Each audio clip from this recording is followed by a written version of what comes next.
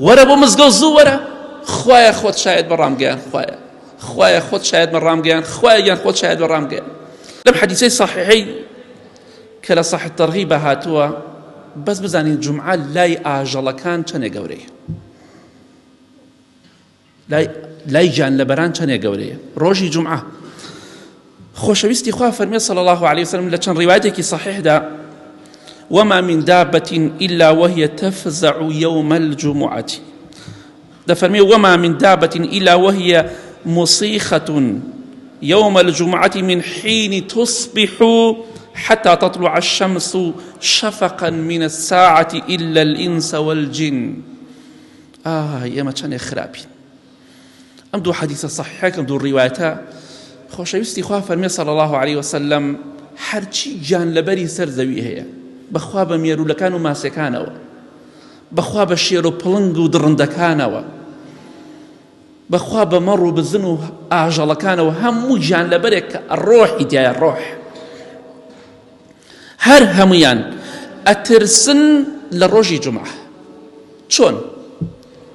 خۆشەویستی خوا فەرمێ صلی الله عليه وسلم کاتێکە ڕۆژی جومعە دێ لەو کاتەی کە بانگی بەیانی ئەدا، بانگی بەیانی، کاتی بانگی بەیانی دێتەوە هەتاکو خۆر ئەکەوێ ئەو مەسافە، هەرچی گیان لەبەر هەیە ئەترسن ئەو ڕۆژە، ڕۆژی قیامەت، چونکە جومعە لە قیامەتا دێ، ئەڵێن ئێستا لەوانەیە خۆر لەوێ هەڵبێت، چونکە خوا فێریانی کردووە هەموو گیان لەبەران ئەزانن ڕۆژی جومعە قیامەت دێ، بۆیە هەموو جومعەیەک گیان لەبەران ئەترسن ئەڵێن ئەم جومعەی لەوانەیە قیامەت بێ، حتا خۆرەکەوێ ئەمجا ئارام دەبنەوە. سبحان الله، کوا ترسی من تۆ لە قیامەت خۆزگایە بەقەت گیان لەبەران ئێمە ترسی خوا لە دڵمان نابوایە، ترسی قەبر و قیامەت لە دڵمان نابوایە. ئەوە حاڵی گیان لەبەرانە هەموو جومعەیەک لە بانگی بەیانیەوە هەتا خۆرکەوتن لە ترسی قیامەت ئەترسن، ئەپەشۆکێن. ئەی کوا ترسی من و تۆ ڕۆژێ دێ، ڕۆژی جومعە ئەو خەڵکە بێ ئاگایە کاتێک ئەزان قیامەت دێ، ڕۆژێ دێت بێگومان بەلەوە، چکە ڕۆژی جومعە کاتێک ئەزانی ڕۆژی جومعە خۆر لێوە هەڵدێ، ڕۆژی جومعەیە ئیسرافیل سەلامی خوای لەسەر بێ فووەکا بە کەڕەناو بە شەیپورە هیچ کەسێک نامێنێ، هەمویانە ترسن. بەڵام کاتێک کە خۆر کەوت ئەڵێن دیارە ئەم جومعە قیامەت نییە. ئەمە حاڵی گیان لەبەرانە.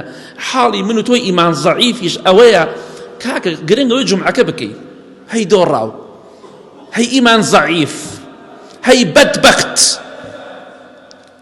سەحابەکانی پێغەمبەری خوا صلی الله علیه و سلم وەکو تۆ نەبوون، بەقەت تۆ لە قیامەت ئەمین نەبوون. خۆزگایە هەر هەمومان ڕبعێکی ئیمام عومەر لە قەبر و قیامەت بتستانە ڕەزای خوای لێبێ، وەڵڵا ناترسی. ئەوە چاکی خۆمان نییە، خراپی خۆمانە. گیان لەبەران هەمویان لە قیامەت دەستن. جومعە لای ئەوان ڕۆژێکی ترسناکە، تۆش ناتوانێت نیست ئازووتر بێ بۆ مزگەوت. چی خێرێک لە تۆ ئەبینی ئەگەر تۆ ئەو حاڵەکەت بێ؟ چی خێرێک لە خۆتە ئەبینی؟ وەرە بۆ مزگەوت زوو وەرە، خوایە خۆت شاید بە ڕامگەیان، خوایە خۆت شاید بە ڕامگەیان، خوایە گیان خۆت شاید بە ڕامگەیان.